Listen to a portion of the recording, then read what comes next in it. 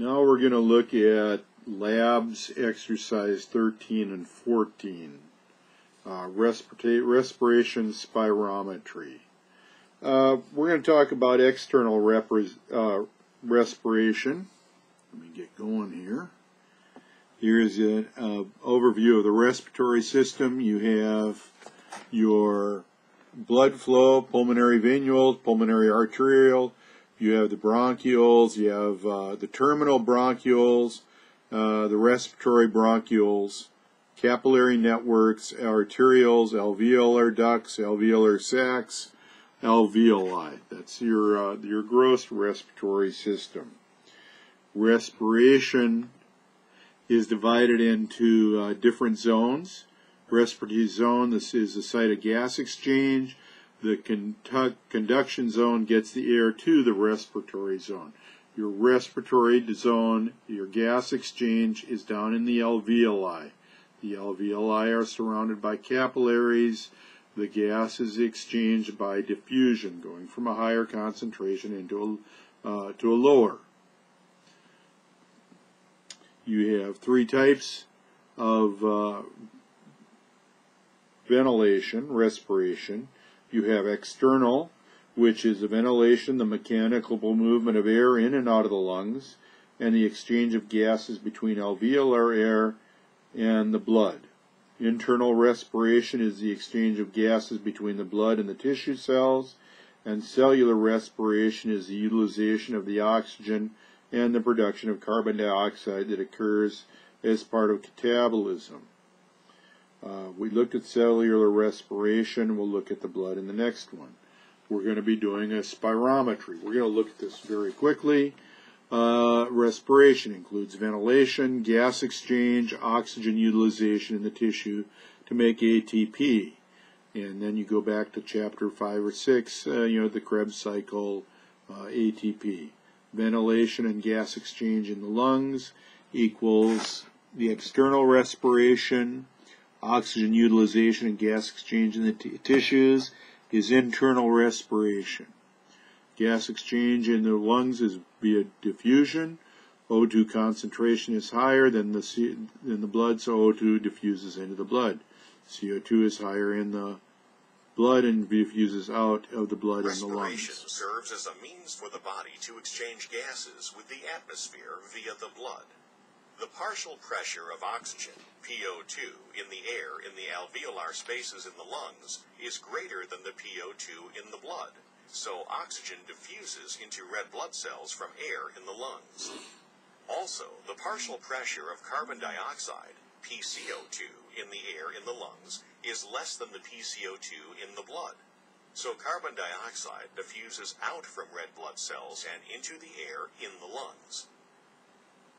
Oxygen-rich blood is carried through pulmonary veins to the heart and then pumped through systemic arteries to the body.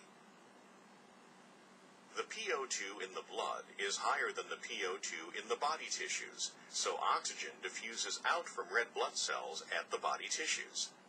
Also, the PCO2 in the blood is lower than the PCO2 in the body tissues, so carbon dioxide diffuses into red blood cells there. Oxygen-poor blood is carried through systemic veins back to the heart and is pumped through pulmonary arteries to the lungs, where gas exchange again replenishes the blood with oxygen and removes carbon dioxide. Okay, in the lungs you have your alveoli, you have your air sacs, provide the surface area to increase the diffusion rate.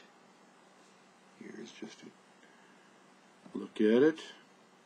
Capillaries inside the alveolar wall, bronchiole, and alveoli. Alveolar cells, 95 to 97% are where gas exchange. Type 2 secrete pulmonary surfactant, reabsorb sodium water, preventing fluid buildup. The pulmonary surfactant helps keep the lungs expanded. This is when we do the lecithin or sphingomyelin tests on a premature baby. If we can try to keep the mother from delivering the baby until there's enough surfactant in the lungs to allow the baby to breathe on its own and not on a ventilator.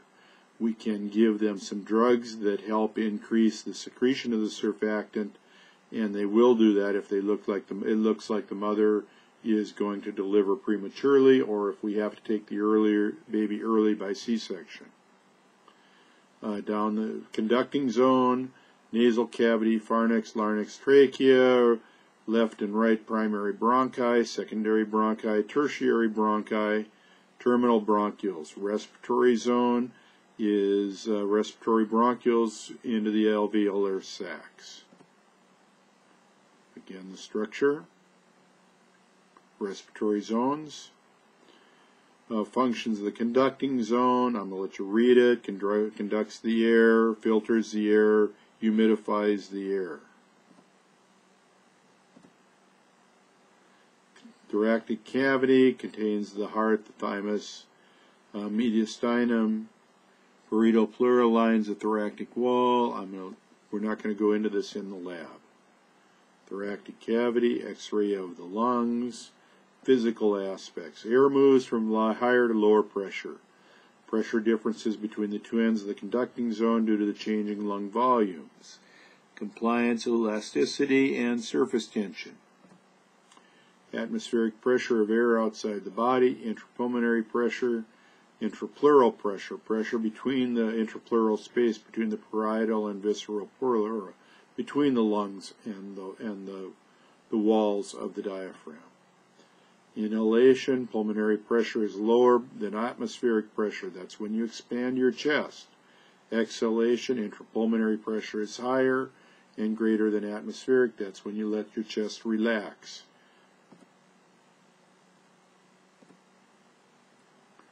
Okay, I'm going to just go through these. Elasticity, the lungs return to initial size after being stretched. They have a lot of elasticity, so you take a deep breath, you expand the chest cavity, and then when you relax, it goes back, and that forces air out.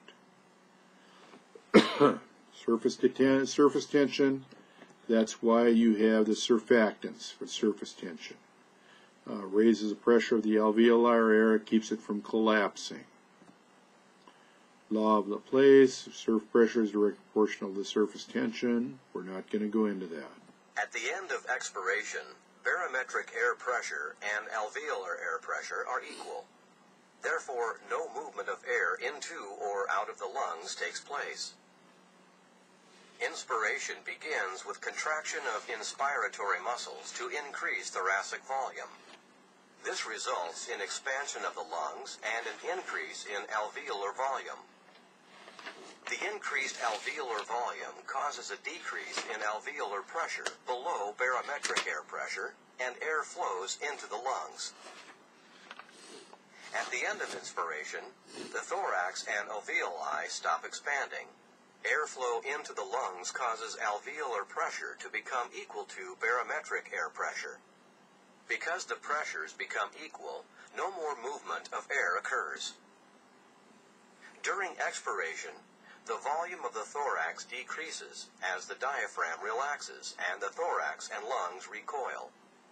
This results in a decrease in alveolar volume and an increase in alveolar pressure.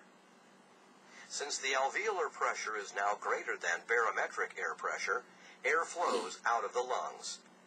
Air continues to flow out of the lungs until alveolar pressure becomes equal to barometric pressure.